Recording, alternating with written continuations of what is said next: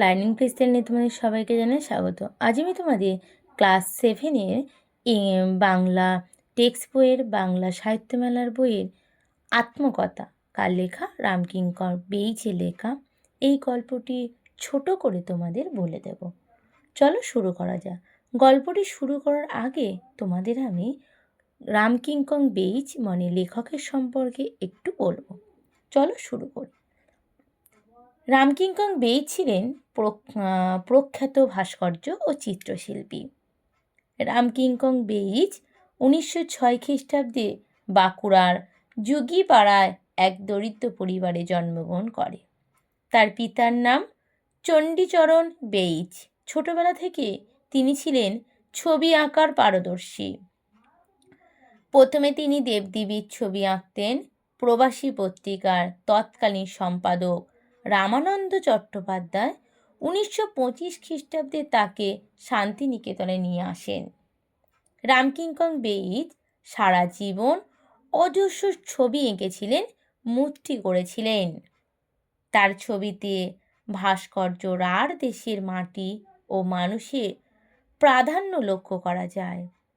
শান্তিনিকেতনে তার গড়া বিখ্যাত মূর্তিগুলির মধ্যে রয়েছে সুজলা, হাটের সাঁওতাল পরিবার, গান্ধীজি, বুদ্ধদেব, কাজের শেষে সাঁওতাল রমণী ইত্যাদি তিনি মূর্তি গঠন করেছেন, ইত্যাদি লিখেছেন। ভারতের বিখ্যাত সংগ্রহশালাগুলিতে তার অনেক শিল্পকর্ম রাখা আছে। তিনি বেশ কিছু নাটকের নিদর্শনও করেছেন। 1975 খ্রিস্টাব্দে তিনি বিশ্বভারতীয় এমোরিটাস প্রফেসরের পদ লাভ করেন। 1976 খ্রিস্টাব্দে বিশ্বভারতীয় বিশ্ববিদ্যালয় তাকে দেশিকোমোক্ত উপাধিতে ভূষিত করে। 1980 খ্রিস্টাব্দে তিনি জীবন বাসনা ঘটেন, 80 খ্রিস্টাব্দে তিনি মারা গেছিলেন। এই ছিল তোমাদের রামকিঙ্কর বেইজের কবি পরিচিতি, তার সম্পর্কে আলোচনা। এবার আমরা শুরু করব আত্মকথা, যেটা তিনি লিখেছেন তার বিষয়ে। ভাস্কর্য রামকিঙ্কর বেইজ শৈশব থেকে তার চিত্রসত্তার বিকাশের বিবরণ লিখে গেছেন আত্মকথা। রামকিঙ্কর বেইজের শৈশব তিনি এই গল্পের মধ্যে লিখেছেন। ভিজুয়াল আর্থে তার ছবি আঁকার প্রথম বর্ণ পরিচয়। বাড়ির দেওয়ালে নানা দেবদেবীর ছবি এঁকে তার ছবি আঁকা শুরু। পরে গ্রামে কুমোরপাড়ার মূর্তি গড়া, অন্যান্য কাজ দেখার অভ্যাসও তৈরি করেন। মাটিতে হাত লাগিয়ে আরম্ভ হয় ছানাছানি, অর্থাৎ মাটি নাড়াচড়া করা ও দলা পাকানোর কাজ তিনি শুরু করেন।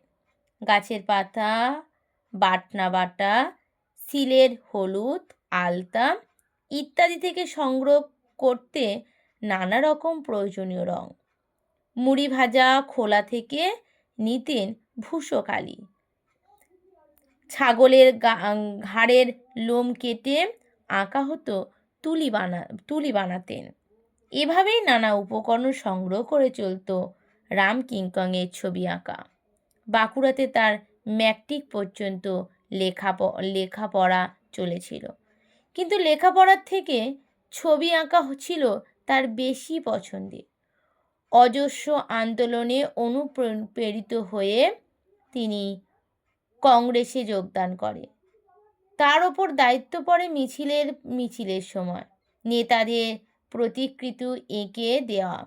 এরপর প্রবাসী পত্রিকার সম্পাদক রামানন্দ ভট্টাচার্যের হাত ধরে তিনি শান্তিনিকেতনে আসেন। সেখানে তিনি আচার্য নন্দলাল বসুর সান্নিধ্য পান। নন্দলাল বসুর কাছে তিনি যেমন শিক্ষা লাভ করেন, তেমনি পান শিল্পীর স্বাধীনতা। শান্তিনিকেতনে তিনি তার প্রথম ওয়াল পেন্টিং শুরু করেন।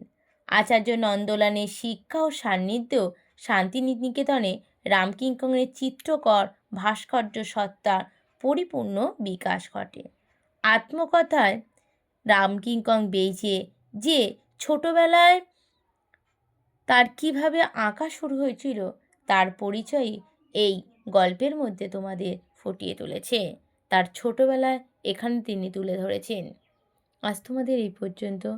পরের দিন আমি পরের কিছু নিয়ে চলে আসবো। যদি ভিডিওটা ভালো লেগে থাকে একটা সাবস্ক্রাইব, লাইক